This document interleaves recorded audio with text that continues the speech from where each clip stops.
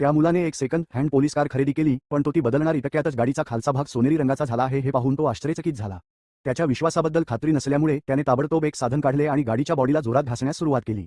आश्चर्याची गोष्ट म्हणजे आज सोने दिसले. त्याला भरम नाही याची खात्री करण्यासाठी त्याने इंजिन बेल्टजवळही ओरखडे काढले. जेव्हा त्याने खात्री केली की संपूर्ण गाडी सोन्याची बनलेली आहे, तेव्हा तो आनंदाने वेडा झाला.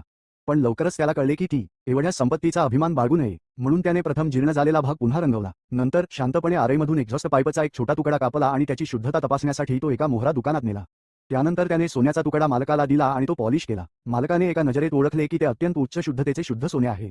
पण आवेचा घाबरलेला चेहरा पाहून अनुभवी दुकानदाराला समजले की या सोन्याचा स्रोत संशयास्पद आहे. तरीही जास्त प्रश्न न विचारता त्याने ते बाजारातील सर्व दुकानांना विकले.